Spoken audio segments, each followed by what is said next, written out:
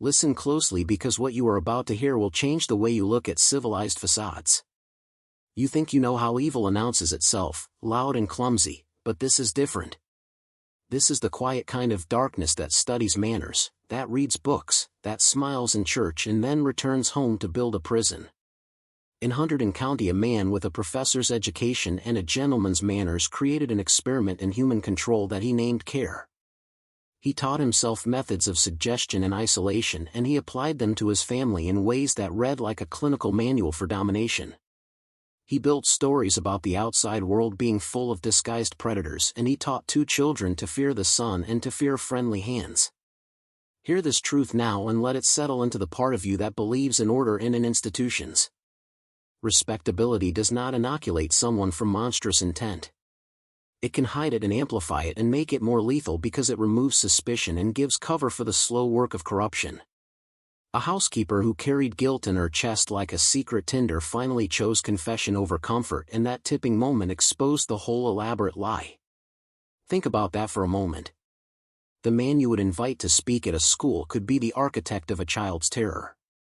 This first section is not a story from a distant myth. It is a lesson in how human minds can be manipulated into prisons of perception. You will hear about staged attacks and modified books and controlled food and a father who convinced his own children that the world was a trap. You will also hear about rescue and the painstaking unlearning of fear. But for now, anchor yourself in the knowledge that evil wears a face we admire and uses our trust as a tool. Listen to the cadence of his rationalizations and study how education can be twisted into an instrument of containment. This is not sensationalism, this is a manual in moral blindness that we must read if we intend to guard against repetition. If you sit with discomfort as a habit, you are already prepared to see what others refuse to look at. Lean in and accept that this descent will be deliberate, slow, and unavoidable. We begin here because the first lessons are always the hardest to acknowledge.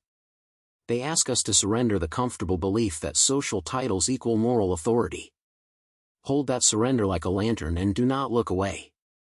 Prepare yourself to witness how respectability can become the safest hiding place from monstrous intent and ruin. You must understand the mechanics before you can resist them. Observe how the trap is constructed, not with iron or chains but with language and routine. Duncan Raymond began with small gestures that had large intentions. He framed isolation as care and explained restriction as protection. He taught his wife to prefer shadows, and he taught his household to accept silence as mercy.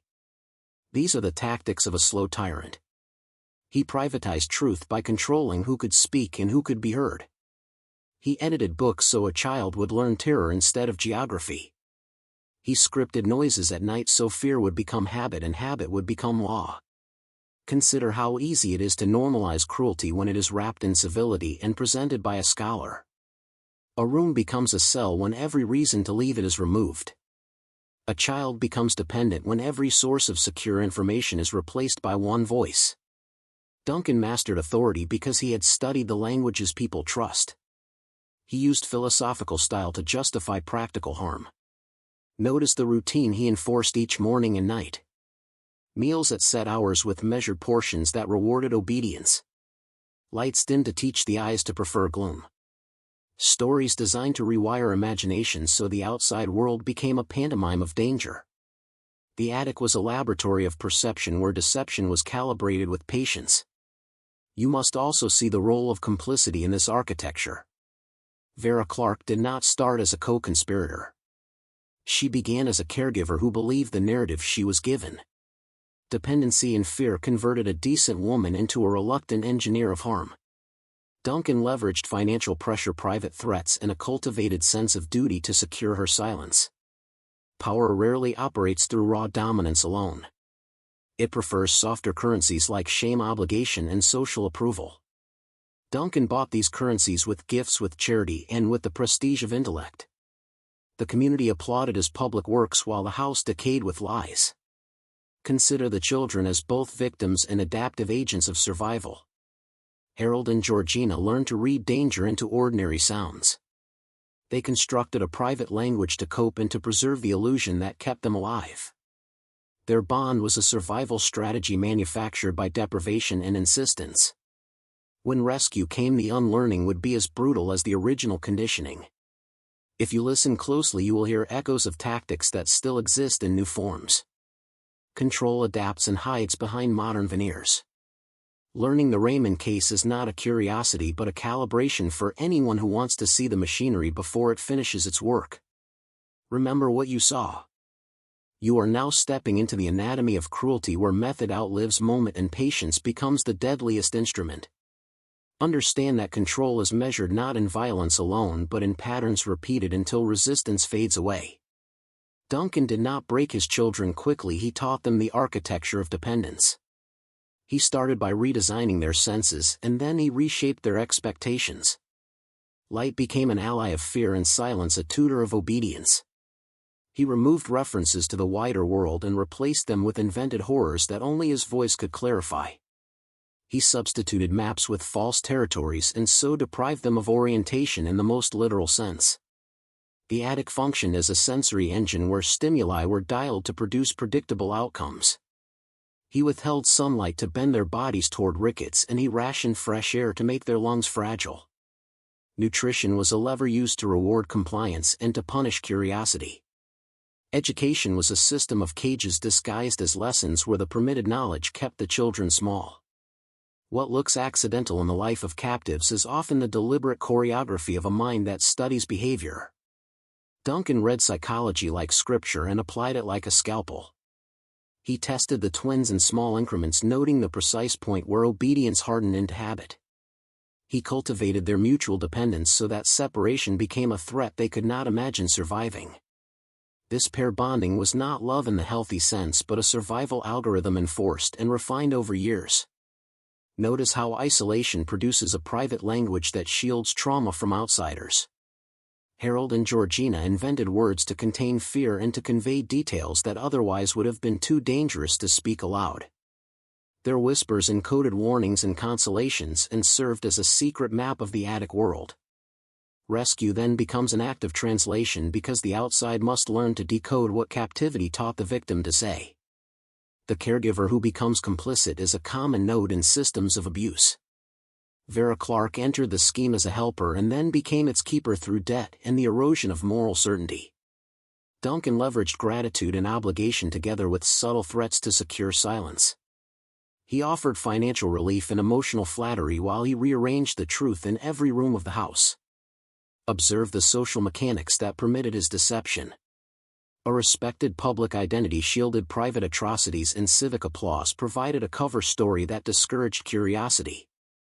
Communities defer to image because it reduces cognitive cost and preserves social peace. This case is a lesson in the danger of that habitual deference. To see the machinery is to begin the work of dismantling it. You must learn to question the comfortable narrative and to prioritize the voice of the vulnerable over the applause of the powerful. This is the hour when the quiet violence of routine reveals its architecture and when small repeated cruelties accumulate into an irreversible design. Listen carefully because what follows is less about spectacle and more about process, and process is what survives scrutiny. Duncan built a calendar of control, a schedule that transformed ordinary moments into levers of obedience. Morning rituals became tests, midday routines converted into rewards or punishments, and nights were theaters where fear was rehearsed. He measured outcomes, he adjusted variables, he recorded results like a scientist with a ledger of human souls. The attic was not merely a prison but an experimental lab where consequences were predictable because the inputs were engineered. He taught the children to fear clocks by varying meal times until hunger itself became a punishment. He taught them to mistrust language by altering stories, erasing names, and inventing enemies who sounded like neighbors. Notice how rule systems breed compliance when they are simple and relentless, and how complexity in the abuser justifies cruelty to onlookers. Duncan used rationality as armor, wrapping harm in explanations that sounded scholarly and therefore safe. He cited hypothetical dangers, historical precedents, and philosophical abstractions to justify practices that should shock any moral mind. The community then supplied him with the very resource he needed most, disbelief, a protective disbelief that turned curiosity into ridicule. When you encounter someone with a tidy public life, ask which anomalies are being dismissed by the crowd. True evil is concealed behind explanations that sound reasonable to the point of boring you into acceptance. Inside the attic he engineered dependency with a dozen small techniques that together formed an unbreachable net. He controlled temperature to create physical lethargy, he selected bedding and textures to breed tactile aversions, he designed sounds that precondition reactions. He used praise as a currency, and he spent it sparingly enough that gratitude became addictive and obedience valuable. He invented rituals of confession where the children delivered secrets that then became instruments of leverage against them. Observe how every control method had a dual purpose, practical and symbolic, causing physical limitation and reshaping identity.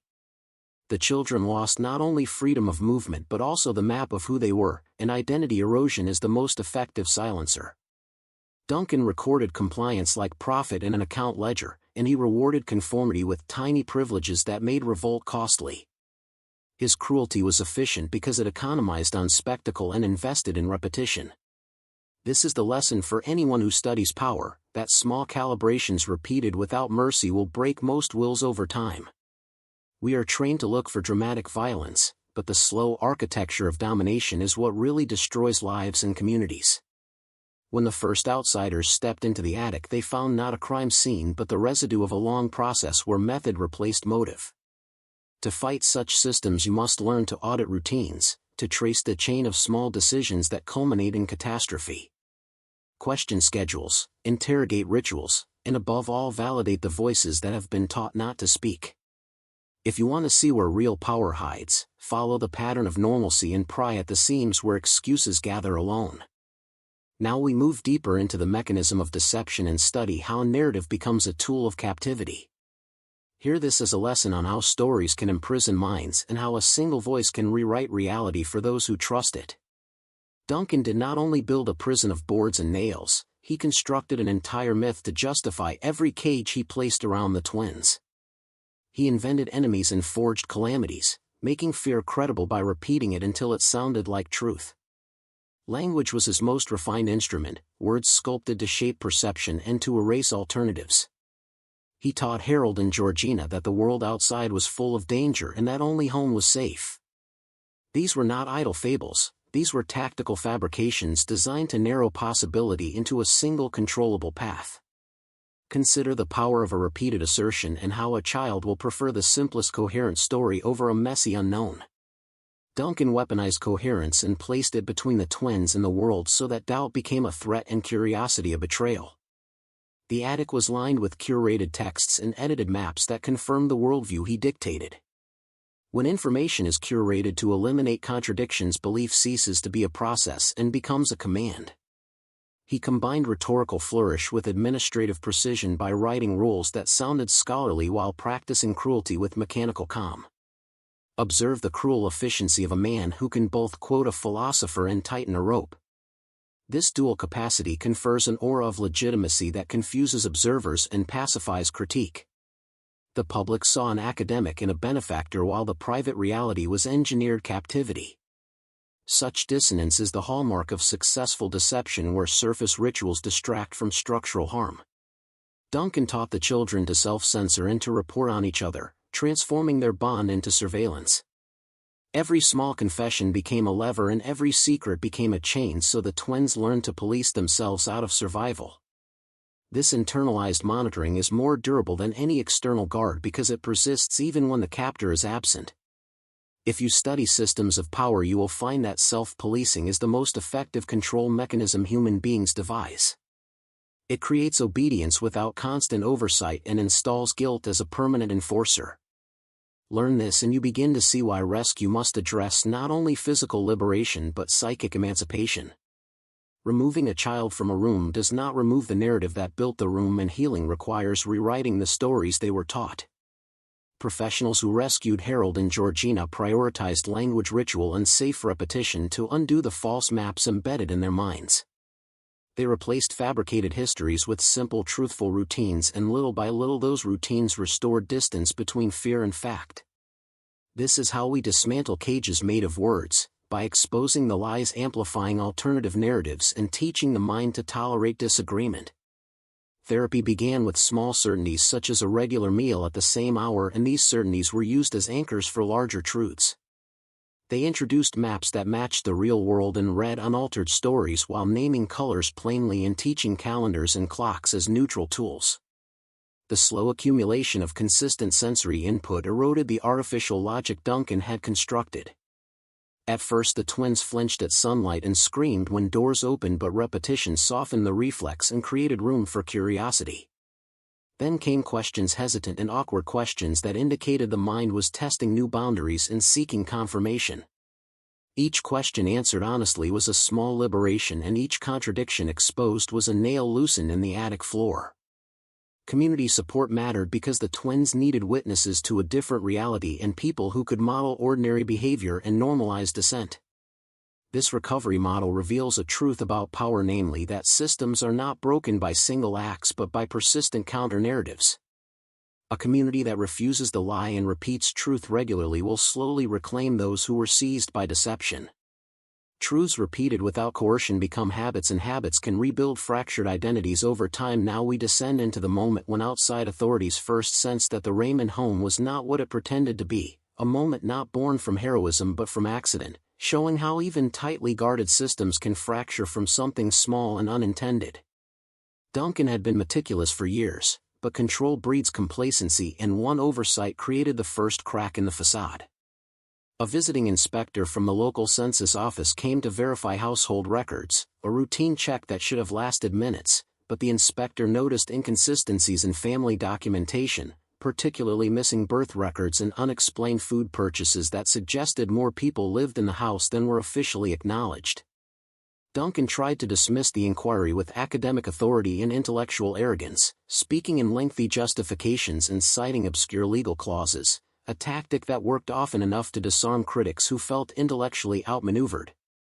But this inspector was not intimidated. He was ordinary, direct, unimpressed by flowery speech and used to dealing with evasive families, so he filed a note in a government ledger indicating that additional verification was required. That note sat in a drawer until a clerical audit cross-referenced it months later, triggering another visit, this time from a social welfare representative who was trained to observe domestic environments for signs of hidden occupants. Contrary to myth, she did not hear screaming or spot a shadow in the attic window. What she noticed was dust displacement on stair boards, patterns of movement that suggested someone walked upstairs regularly despite Duncan's insistence that the upper floors were unused. She noticed small fingerprints on a door frame, faint but unmistakable, belonging to children. This triggered a request for a formal welfare inspection, but Duncan sensed danger and intensified the twins' confinement, adding additional locks, reducing food, and banning speaking altogether.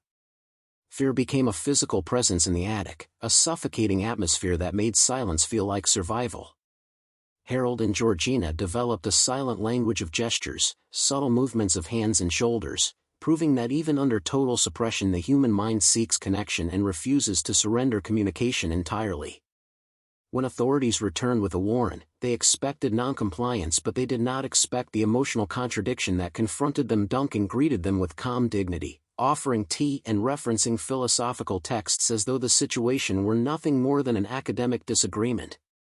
He introduced his private library, his teaching materials, framed certificates, and letters of commendation, constructing an environment of professional legitimacy to make the officers feel like intruders into a respected home.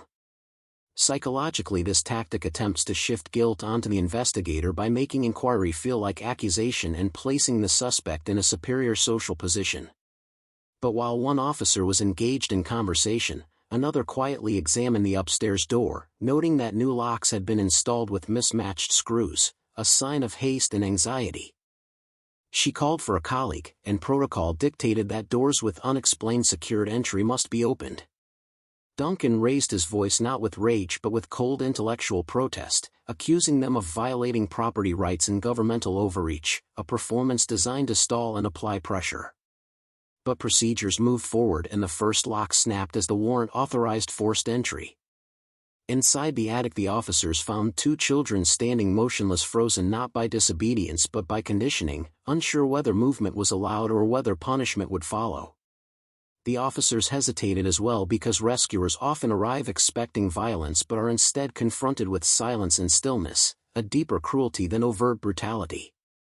One officer extended a hand and Harold flinched, a reflex of years spent learning that contact meant pain or judgment. Only after minutes of patient reassurance did the children step forward and the world they had been shielded from finally reached them as real, tangible and undeniable.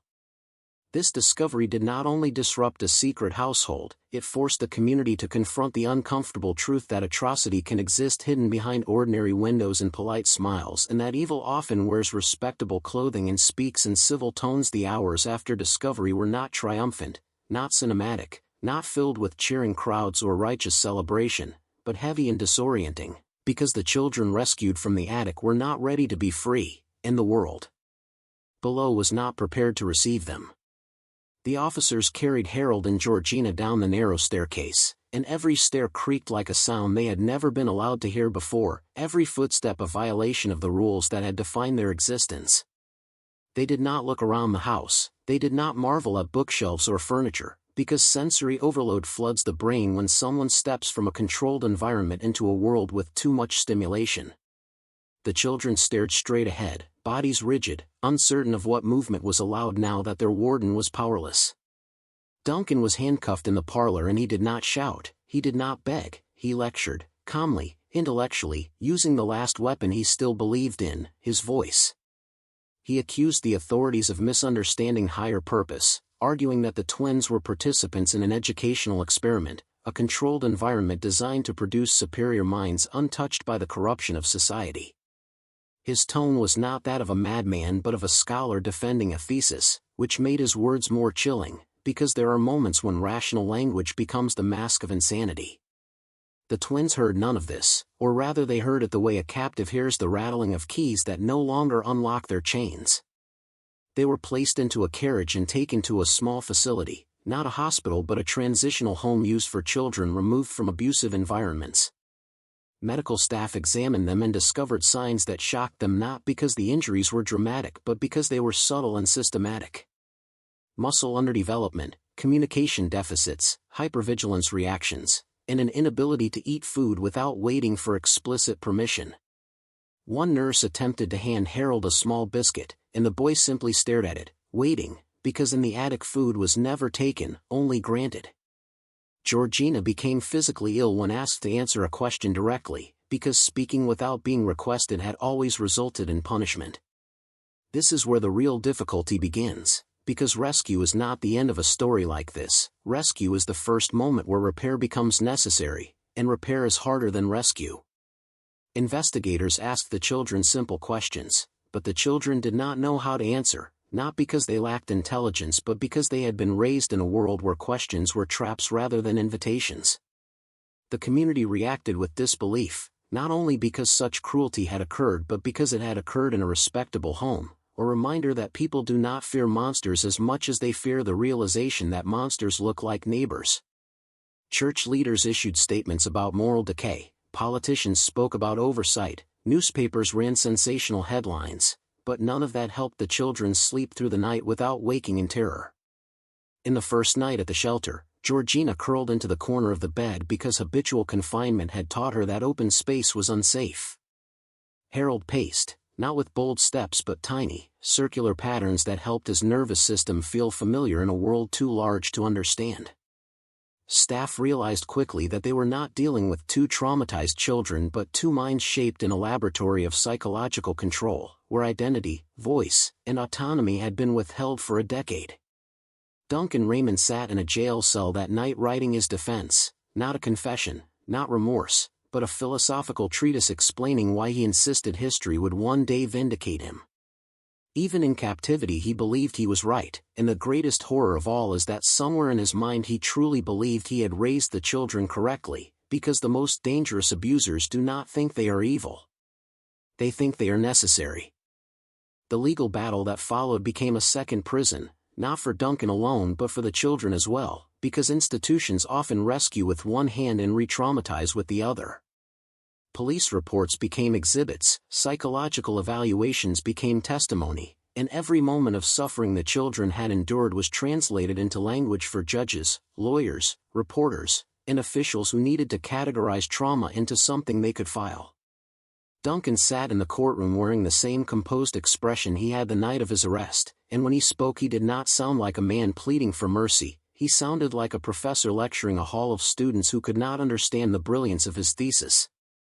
He argued that modern society corrupted children with overstimulation and fractured attention, that he had shielded Harold and Georgina from a world designed to weaken the human mind. He framed their isolation not as abuse but as optimization, a radical educational system grounded in discipline, purity, and intellectual clarity. This was how he defended 10 years of silence, 10 years without sunlight, 10 years without autonomy. He did not describe himself as a father but as a visionary.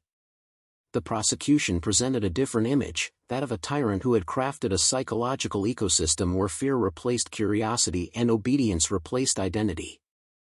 They called child development specialists who explained what deprivation does to a young brain, how neurons prune themselves when languages were not used, how survival responses replaced social learning, how unexpressed emotion calcified into paralysis and terror.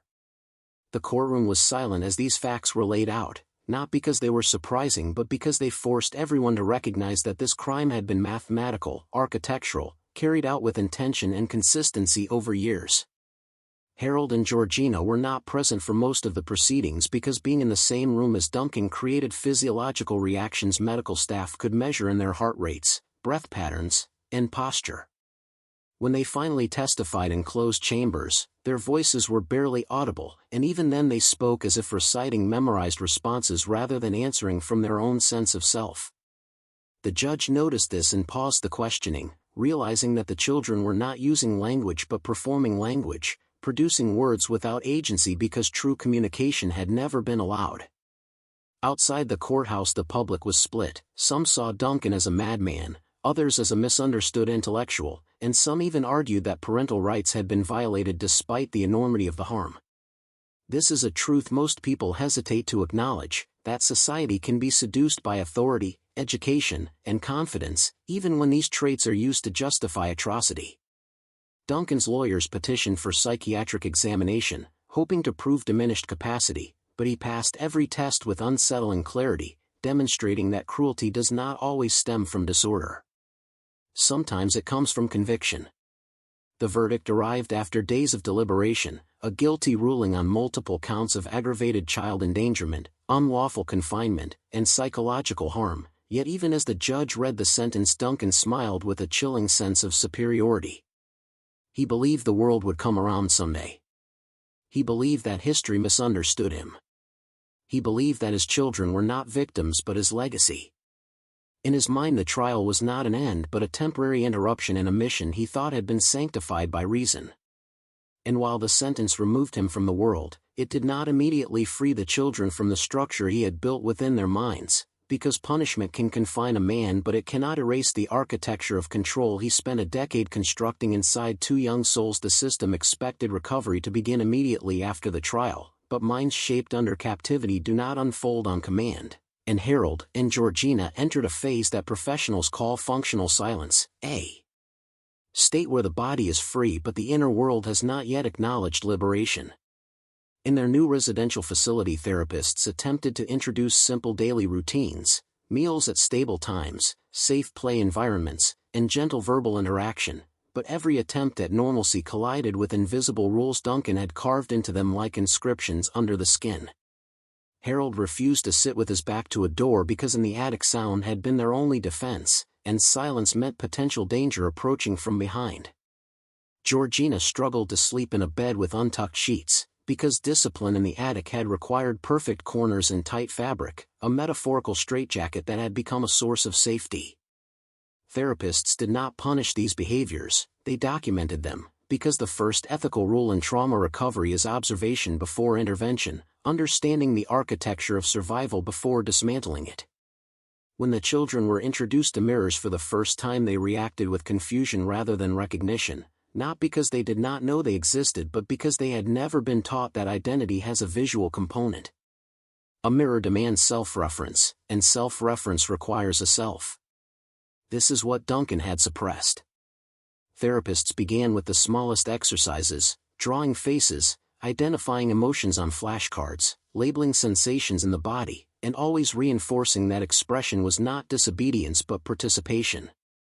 The children struggled not because they lacked intelligence but because they were rewiring their neurological foundations, learning that the world did not collapse when they spoke unprompted, that hunger could be addressed without permission, that tears would not invoke punishment. Progress was fragile and nonlinear. Some days Harold laughed at something small, and the staff celebrated because laughter is a crack in the armor of lifelong vigilance. Other days he shut down entirely, unable to respond, overwhelmed by the enormity of choice. Georgina began humming, a soft sound at first, then gradually a melody, and the nurses realized she was creating rhythm because rhythm establishes temporal control when the world feels too large. Meanwhile, reporters camped outside the facility fences hoping for photographs or statements, unaware that their cameras represented another intrusion, another set of eyes evaluating children who had spent their entire lives being judged. Administration increased security and media policies, trying to protect the children from becoming a public spectacle. Behind the scenes, state officials debated whether Harold and Georgina should be separated or kept together. Some argued that attachment was a barrier to individual growth. Others understood that the bond between them was not codependency but evidence of the only relationship that had ever offered mutual recognition. In the end, they remained side by side, two halves of a shared survival story, because tearing them apart would have replicated the structure of loss their father had cultivated. Every night a nurse walked the hallway, listening at their door, not because she feared escape but because healing trauma requires persistent presence. Not dramatic rescues. Not sudden breakthroughs. But quiet consistency. The staff knew something Duncan never understood. Control is built quickly. Trust grows slowly. And as the weeks passed, Harold and Georgina took the first steps toward reclaiming a life that had never been allowed to belong to them in the first place. While Harold and Georgina were learning how to breathe in freedom, another battle unfolded outside the walls of the facility, one that revealed a darker truth about society itself, the struggle over the official narrative. Because once horror becomes public, people begin fighting not over facts but over meaning, and the Raymond case had become too large to remain a private tragedy. Politicians seized the moment to score moral points, church leaders delivered sermons on parental decline, newspapers published dramatic illustrations, and activists on both sides of the debate weaponized the children's suffering to support their own agendas. Some argued that Duncan was a monster. Some insisted he was a misunderstood genius. Some even claimed the state had no right to interfere in how a parent trained his children. This is the part most stories never show. When a crime becomes famous, the victim's reality is overshadowed by the public's argument. In letters to the editor, people spoke with absolute confidence about what had happened inside that attic, even though none of them had ever seen it. Some described Harold and Georgina as broken beyond repair. Others insisted they would become icons of resilience. No one asked what the children wanted. No one realized they were still learning how to choose anything at all. Meanwhile, Duncan sat in his cell writing page after page of manuscripts explaining his philosophical perspective on child development, documents filled with cold rationality and chilling certainty. He wrote about the dangers of social stimulation, the superiority of an undistracted mind, the purity of silence, and the necessity of removing emotional interference from intellectual formation. He mailed these writings to journalists, universities, and attorneys, hoping that somewhere a reader would understand and carry his work forward. A few tried to interpret his ideas objectively, but most recognized what lay behind the theory. He had not protected the children from the world. He had protected the world from seeing what captivity can do. As the public argument escalated, the facility staff became more cautious, less willing to release progress updates, because they saw how easily the twins could become characters rather than human beings. And here lies the tragic paradox. The world that now claimed to defend them had become another system trying to define them. 2 months after their rescue, a journalist demanded access under the guise of documenting the story for broader awareness. When he was denied, he published an editorial accusing the officials of hiding the truth. He never considered that hiding the twins might finally be protecting them. On the inside, the children had begun their first structured psychotherapy. The therapist used trauma-informed methods, beginning with body recognition exercises, where the children learned to identify sensations without fear, because the first step in reclaiming personhood is feeling without punishment. Harold learned to describe fear as a tightness in the chest instead of a threat. Georgina learned that sadness was not a transgression. They were not yet telling their story. They were learning to inhabit themselves. Outside the gates, a world of strangers argued over whether they would ever be normal. Inside the facility, they were discovering that normal was something that would have to be built from the ground up. One breath at a time. One safe moment at a time. One new truth at a time. The deeper investigators dug into the scattered testimonies, the more they realized that the mystery was not merely about a disappearance but the poisoning of an entire town, mind and memory becoming liquid and shifting like oil slicking across water with no solid truth to hold. As the official statements recorded by the magistrates were almost identical word for word, as if rehearsed or drilled into each witness until real memory had been replaced with what someone else wanted them to remember. And the most unsettling detail was that the witnesses reported the same unnatural silence that fell over the streets on the night in question, not the quiet of a small settlement resting, but a silence with weight, with presence, with intention, as though something unseen held its breath over the rooftops, forbidding sound, forbidding truth. And as investigators pressed deeper, they discovered that the town council had convened a secret meeting shortly after the initial incident, barring all outsiders and locking every window as if afraid something might be listening from the dark outside. And those few remaining unofficial transcripts recovered years later by archivists showed that the council spoke not of finding justice but of protecting the legacy of the town, of preserving the good name no matter what was required. And in those moments the researchers realized the town was not searching for a culprit but manufacturing an acceptable version of reality that erased whatever had truly happened, the kind of erasure that required not just silence but cooperation, fear and pressure applied to every mouth and every pen and every memory, until even families began to forget their own accounts and accept the version they were handed, because the human mind, when surrounded and pressured, can surrender without realizing it. And as the weeks stretched into years, the true events seemed to dissolve, leaving nothing but the official narrative, neat, clean and controlled. And yet certain personal journals, diaries, sermons and letters hidden behind floorboards or tucked inside winter coats, discovered long after, told a very different story, describing lights seen on the horizon that pulsed like stars trying to escape gravity, describing the sound of digging beneath the earth, describing figures moving in the streets when no lanterns burned and no foot dared step outside. And while none of those private writings ever mentioned the forbidden word monster, they spoke instead of watchers of something that studied them, something that waited, something that made promises to the council that no one should ever have agreed to. And the fear left behind by those accounts is unmistakable, a fear so real that even reading those words generations later makes the heart beat harder and the silence seem heavier. And it is in that silence that the investigators began to feel that perhaps they were not uncovering a crime but intruding upon a pact that should never have been witnessed by human eyes. The deeper the narrative sank into the private testimonies, the clearer it became that the town no longer lived with a mystery but with a wound that no one was allowed to acknowledge. And every street, every porch, every church pew carried the weight of it like a body buried beneath the floorboards and still breathing. And researchers who followed the trail of hidden letters began to recognize a pattern, showing that in the days before the disappearance something was happening beneath the town.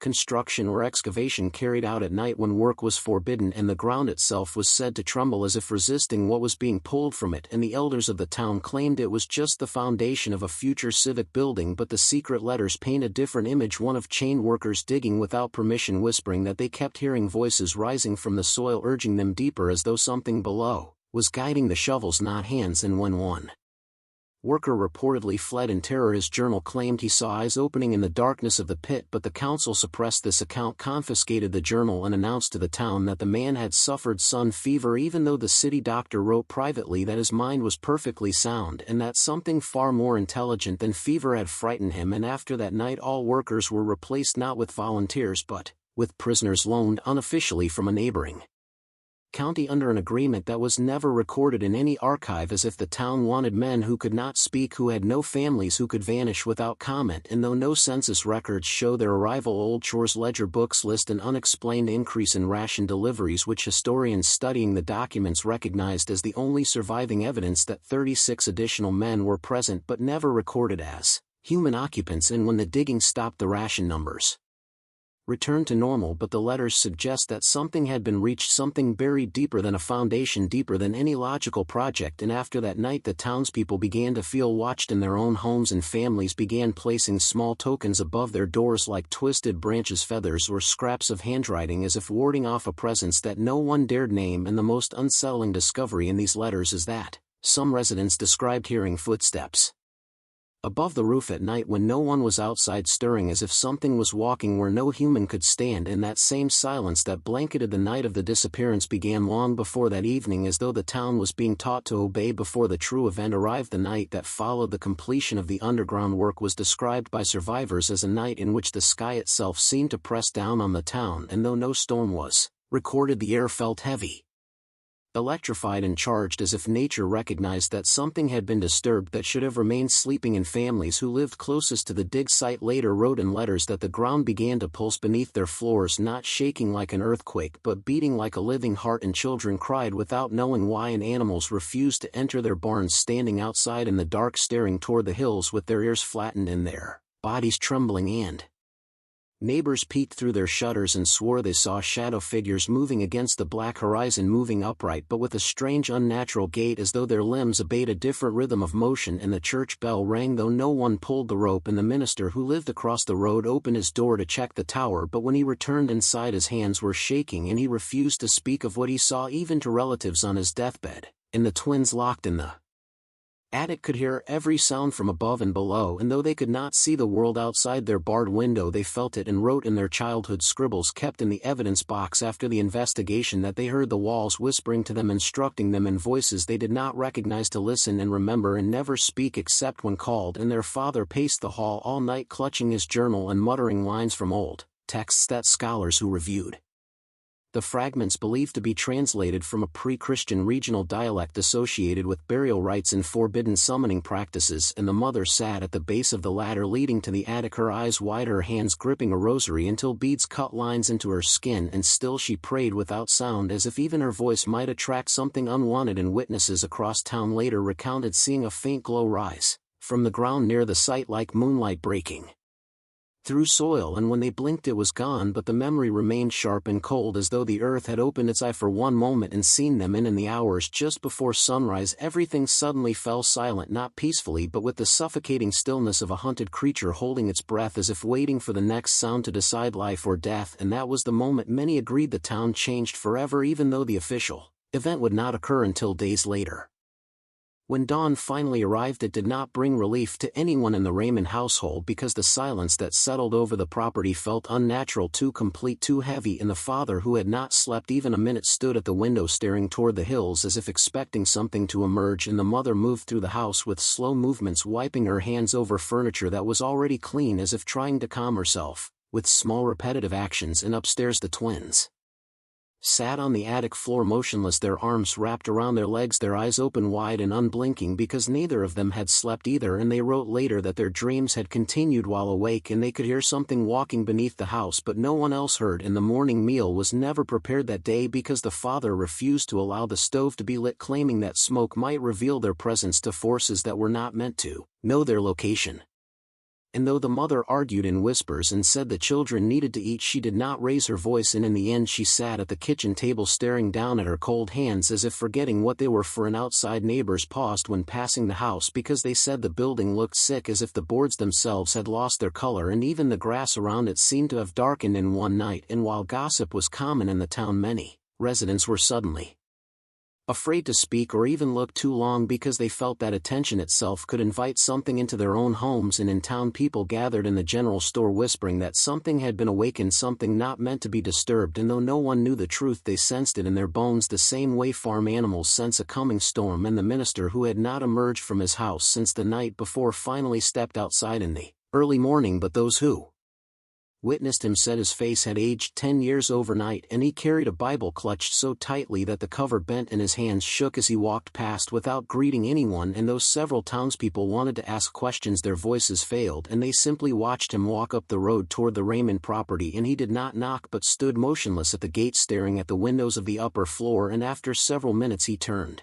and left again without making a single attempt to speak to the family, and later people said that he must have seen something in those windows, something that convinced him that whatever was unfolding in that house was beyond anything the church had power to handle. The afternoon brought a strange heat that pressed against the house and seemed to seep into the walls themselves, making the air thick and difficult to breathe, and inside the attic the twins shifted slightly, trying to move, but each sound of creaking floorboards sent a shiver down their spines, and they whispered to each other in their secret language a series of invented words that sounded like music but carried hidden warnings about invisible dangers, and Duncan moved among them like a shadow, watching every gesture, noting every reaction. And the mother had grown pale and thin over the past weeks, her eyes hollow with exhaustion, and the twins described later how they felt her fear as though it had weight pressing against their own chests. And while the town went about its normal activities, the Raymond house existed in its own distorted time, with clocks frozen and meals untouched, and the dogs chained in the yard refused to make a sound or even bark, as if they had sensed the unnatural control that gripped the property. And Duncan spent hours in his private study poring over books about human behavior and experiments, and he wrote in his leather-bound journals using perfect handwriting that concealed his growing madness, and he smiled at the thought that the world outside had no idea what he was doing, that he was conducting a controlled experiment that would reveal truths no one else could understand. And Cordelia watched silently from the corner, unable to speak or move because she had been convinced that any misstep might provoke disaster. And the twins began to notice patterns in the way their father moved items in the attic or adjusted the lighting or made subtle noises, and they learned quickly that these small changes indicated moods and possible punishments, and even the sounds of the wind outside were interpreted as signals of potential danger or safety, depending on the way he had trained them to listen. And the house itself seemed alive with these invisible codes, and by nightfall the twins were exhausted but unable to sleep because every shadow seemed to twitch with intent, and Duncan hovered nearby, watching them close their eyes and slowly relax for a few minutes before opening them again. And the mother whispered to the walls, as though apologizing to them for failing to protect her children, and the diary later revealed that Duncan found satisfaction in this controlled chaos and the way fear could be manipulated in perfect increments, and the entire household was bound into his invisible web of obedience without anyone beyond the walls ever suspecting the cruelty hidden behind polite smiles and maintained respectability. The following weeks were filled with meticulously orchestrated routines that blurred the line between normalcy and terror as Duncan continued to refine his psychological experiment on the twins and Cordelia, and every action, every sound, every breath became part of his study, and he monitored their responses like a scientist recording data in real time. And Harold and Georgina learned to anticipate his moods, reading subtle facial expressions and listening to the faintest creaks and groans of the house, and the slightest change in lighting indicated approval or danger, and they adjusted instantly, moving with caution and precision to avoid displeasing him. And Cordelia, weakened by controlled diet and isolation, watched helplessly as her children became both subjects and instruments in Duncan's increasingly deranged experiment, and he implemented strict schedules that dictated every activity from the moment they awoke to the time they went to sleep, and even the intervals between meals were manipulated to test reactions. And he introduced sensory experiments alternating between dim lighting, bright lamps, muffled sounds, and sudden loud noises to create anxiety and dependence, and the children learned to fear normal sensations, to associate them with consequences orchestrated by Duncan's design, and the twins became hyper-aware of the world in a way that no ordinary child could be, and yet their understanding was twisted, shaped only by the narratives he allowed them to know and the stories he fed them about dangerous outsiders lurking beyond the windows. And he staged frightening performances using shadows and props to make them believe that leaving the house would result in harm, and the diaries reveal that he meticulously noted every reaction, every flinch, every whisper, cataloging their responses like a scientist recording observations in a controlled laboratory. And as Cordelia's health deteriorated, he justified his actions to himself with pseudo-philosophical reasoning, claiming he was shaping the children into beings capable of surviving a cruel world. And the attic became a microcosm of his obsession, a controlled universe where every element reinforced his absolute authority, and the children's fear, dependence, and symbiotic bond were tools he wielded with precision to maintain total dominance. Duncan's control extended far beyond physical restrictions, reaching deep into the twins' minds, where he cultivated a world of distorted reality, and he manipulated language, altering books and inventing stories that reinforced his narrative. And Harold and Georgina spoke mostly in whispered tones, communicating in a private language of invented words and gestures that only they understood, and this isolation from normal communication ensured they could not question his authority or develop independent thought, and every aspect of their existence was engineered to prevent curiosity about the outside world, and he used rewards and punishments with clinical precision, granting affection, food, or access to each other only when compliance was absolute, and sensory deprivation and overload became regular tools in shaping behavior, and the children's fears became entrenched, and even the most benign experiences, like sunlight or unfamiliar sounds, triggered panic and hypervigilance, and he documented every response, noting patterns of obedience, fear, and attachment with the obsessive precision of a scholar, convinced that his manipulations constituted a valuable psychological experiment, and the diaries reveal his fascination with creating dependence, ensuring the twins could not survive emotionally or physically without each other, making the threat of separation the ultimate tool of control. And Cordelia's death, caused by malnutrition and neglect, was weaponized, her absence framed as evidence of the dangers beyond the attic walls, reinforcing the narrative of external threat, and the children internalized this story completely, linking maternal love to moral danger, and every attempt by others to intervene was anticipated and countered with pretext and planning to maintain the experiment intact. And Duncan even manipulated the housekeeper, Vera Clark, using psychological pressure, financial dependency, and subtle threats to ensure her compliance, and the system he built was not just abusive, it was a complete, self-contained universe where all variables, food, light, sound, social interaction, were calculated instruments of control, shaping perception, thought, and behavior in the most terrifyingly deliberate way. The discovery of Harold and Georgina Raymond marked the end of Duncan's reign of psychological terror and the beginning of a painstaking process of rehabilitation, and the children arrived at Trenton Municipal Hospital, terrified of everything beyond the attic, clinging to each other as if separation meant death, and their first encounters with daylight caused pain, nausea, and disorientation because they had been conditioned to live in semi-darkness, and meals prepared by others were met with refusal, malnutrition, and panic because they believed only Duncan could provide safe food, and their invented language created barriers that linguists and therapists struggled to decode, making communication with the outside world a slow and delicate process. And Dr. McFadden implemented gradual exposure therapy, incrementally introducing natural light, new foods, and social interaction while constantly monitoring psychological triggers, and he carefully separated them for short periods to build individual identity without breaking the essential bond between them. And their descriptions of the attic revealed detailed accounts of Duncan's manipulations, the fabricated dangers, the false lessons, and the cruel performances designed to instill fear and obedience. And even after years of therapy, residual fears remained, like terror at sudden noises or distrust of strangers. Yet progress was undeniable as they learned to read, write, interact socially, and experience the world safely. And placement with the Langley family offered stability and a structured environment, tailored education, and patient socialization, allowing Harold and Georgina to gradually reclaim normalcy while respecting the pace required by their trauma. And over years, they attended specialized schools, pursued interests in mathematics, logic, art, and music, and developed careers while maintaining a profound, lifelong bond with each other. And Duncan Raymond faced trial, convicted on all charges, sentenced to life without parole, and died in prison still unrepentant, his philosophical rationalizations unable to justify the horrors he inflicted. And the community learned a harrowing lesson on the dangers of trust, appearances, and the capacity for human cruelty disguised as respectability. While Vera Clark's courage in revealing the truth saved lives, and the legacy of the attic twins remains a testament to the resilience of the human mind, the enduring scars of trauma, and the imperative to remain vigilant against the hidden monsters among us.